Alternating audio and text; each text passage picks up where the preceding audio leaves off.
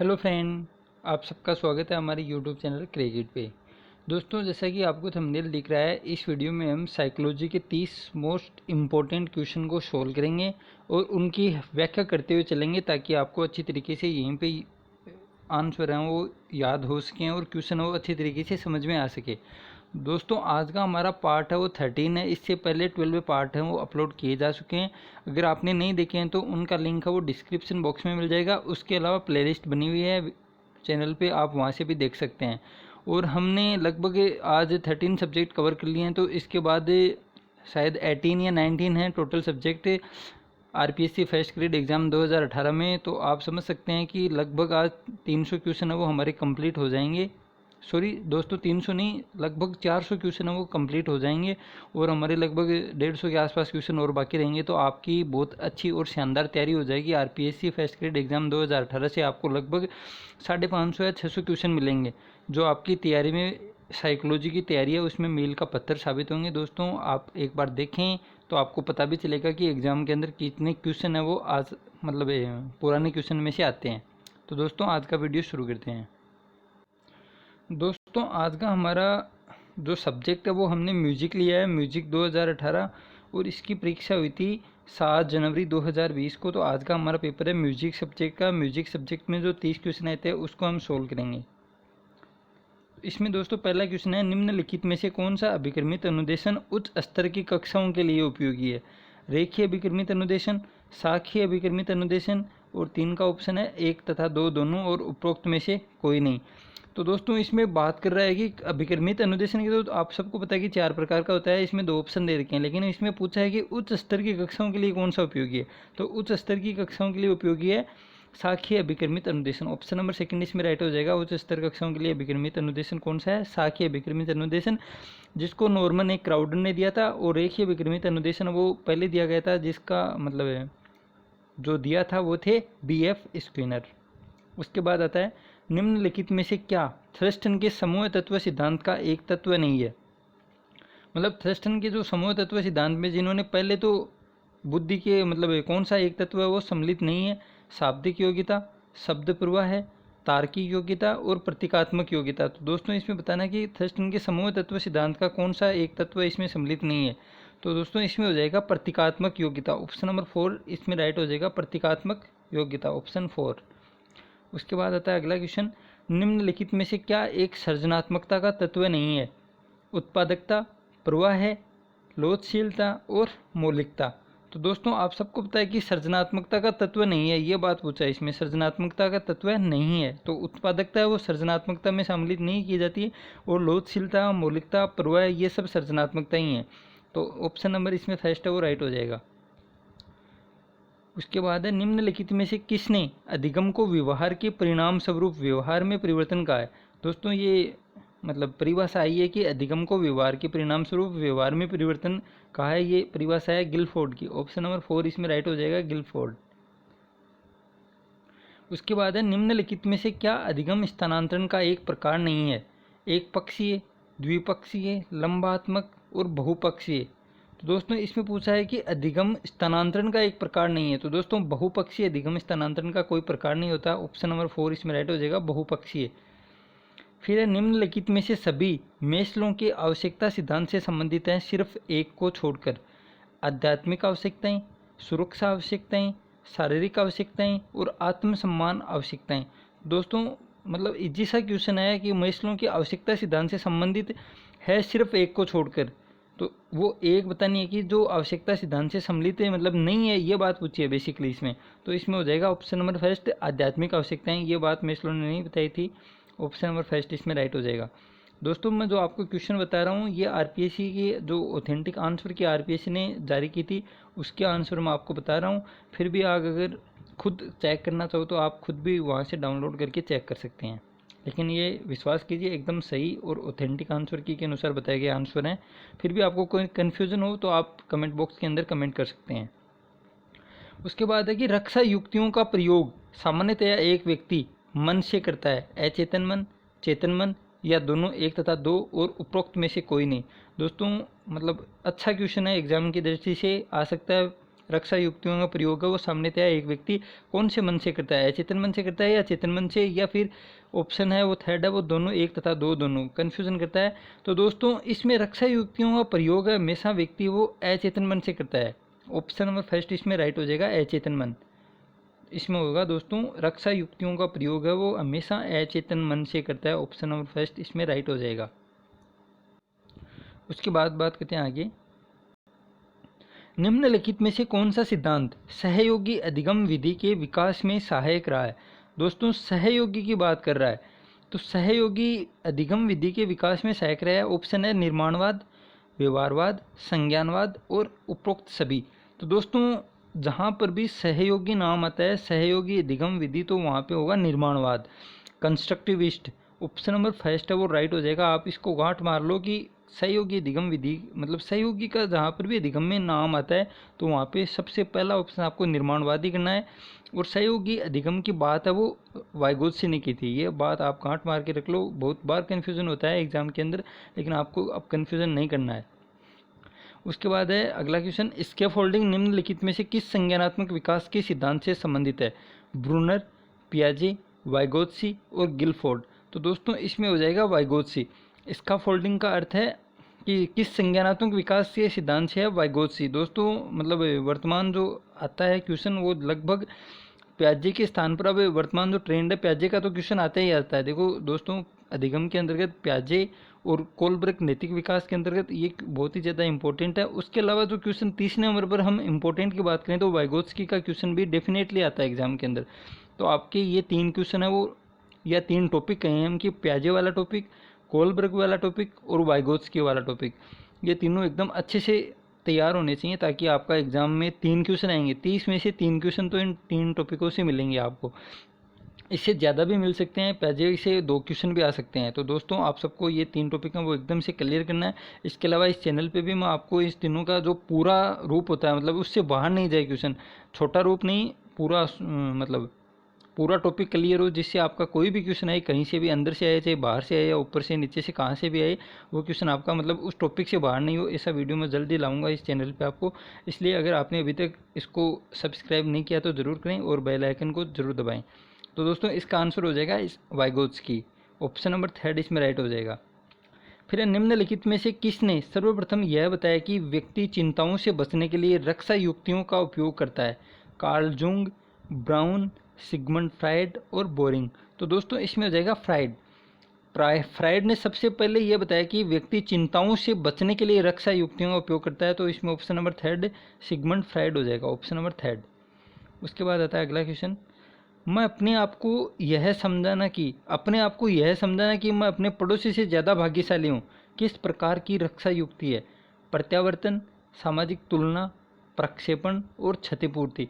दोस्तों अच्छा क्वेश्चन है कि अपने आप को यह समझाना कि मैं अपने पड़ोसी से ज़्यादा भाग्यशाली हूँ किस प्रकार की रक्षा युक्ति है। तो दोस्तों इसमें हो जाएगा प्रक्षेपण, ऑप्शन नंबर 3 इसमें राइट हो जाएगा, प्रक्षेपण, ऑप्शन 3। उसके बाद है बालक में वृद्धि एवं विकास का अध्ययन के लिए सर्वाधिक उपयुक्त विधि निम्नलिखित में से कौन सी है। तुलनात्मक विधि, मनोविश्लेषणात्मक विधि, सांख्यिकी विधि और विकासात्मक विधि। दोस्तों इसमें बात कर रहा है कि बालक में वृद्धि व विकास का अध्ययन करने के लिए सर्वाधिक कौन सी उपयुक्त विधि है। तो दोस्तों इसमें हो जाएगा विकासात्मक विधि, ऑप्शन नंबर 4 है वो राइट हो जाएगा, विकासात्मक विधि। उसके बाद है कि एक बालक की मानसिक आयु यदि 5 वर्ष है और वास्तविक आयु 4 वर्ष है तो बालक की बुद्धि लब्धि क्या होगी। तो दोस्तों मतलब बहुत ही इजी क्वेश्चन है। इसे हम कह सकते हैं कि बुद्धि लब्धि का सूत्र होता है, आप सबको पता है कि MA/C है। एक मिनट,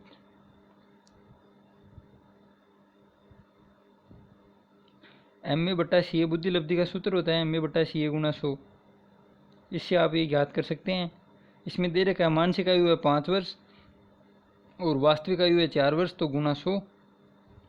अब 4 से 100 कट जाएगा 25 बार और 25 5 125। तो ऑप्शन नंबर 4 है वो इसमें राइट हो जाएगा, ऑप्शन नंबर 4 125। तो इसमें हो जाएगा दोस्तों 103 के क्वेश्चन का आंसर हो जाएगा 125, ऑप्शन नंबर 4 इसमें राइट हो जाएगा। उसके बाद है जीन प्याजे के अनुसार निम्नलिखित में से किस अवस्था में बालक में अमूर्त चिंतन या तार्किक योग्यताओं का विकास होता है। संवेदी गामक अवस्था, पूर्व संक्रियात्मक अवस्था, औपचारिक संक्रियात्मक अवस्था और मूर्त संक्रियात्मक अवस्था। तो दोस्तों अमूर्त चिंतन की बात कर रहा है, अमूर्त चिंतन या तार्किक योग्यता। तो इसमें हो जाएगा दोस्तों औपचारिक संक्रियात्मक अवस्था, जो मतलब है प्याजे ने चौथी अवस्था बताई थी औपचारिक संक्रियात्मक अवस्था 11 वर्ष से ऊपर। इसमें हो जाएगा option number third, option third इसमें राइट हो जाएगा। फिर बात करते हैं आगे, शोधन निम्नलिखित में से क्या है? जब चेतना के व्यवहार अर्धचेतन में प्रतीत होते हैं, जब व्यक्ति कलात्मक एवं रचनात्मक कार्यों के प्रति अपनी ऊर्जा को निर्देशित करता है, जब व्यक्ति तनाव उत्पन्न होने करने वाले कारणों को नहीं सोचने का प्रयास करता है, और उपरोक्त में से कोई नहीं। दोस्तों बहुत ही शानदार क्वेश्चन है कि शोधन निम्नलिखित में से क्या है? तो इसमें हो जाएगा ऑप्शन नंबर सेकेंड, एक जब व्यक्ति कलात्मक एवं रचनात्मक कार्यों के प्रति अपनी ऊर्जा को निर्देशित करता है। ऑप्शन नंबर सेकेंड है वो राइट हो जाएगा। जब व्यक्ति कलात्मक एवं रचनात्मक कार्यों को अपनी मतलब ऊर्जा है को निर्देशित करता है, ये हो जाएगा शोधन। ये आपको सबको पता है कि शोधन है वो रक्षा युक्ति के अंतर्गत आता है। लगभग मतलब 16 प्रकार की रक्षा युक्तियाँ हैं प्रत्येक से, और प्रत्येक से होती हैं 2 प्रकार की। आप सबको पता है कि प्रत्यक्ष विधियों में 4 होते हैं। शोधन के बाधा निवारण हो गया, लक्ष्यों का प्रतिस्थापन हो गया, ये सब आते हैं प्रत्यक्ष में, और रक्षा युक्तियाँ अप्रत्यक्ष में आ जाती है, ये शोधन हो गया। इसके पहले हमने क्वेश्चन में बात की थी, ये ऊपर गया है देखो, 1 मिनट, उसमें तो रक्षा युक्तियों का कारण पूछा था दोस्तों, ये रहा इसमें, देखिए 1 मिनट कहाँ गया, ये रहा।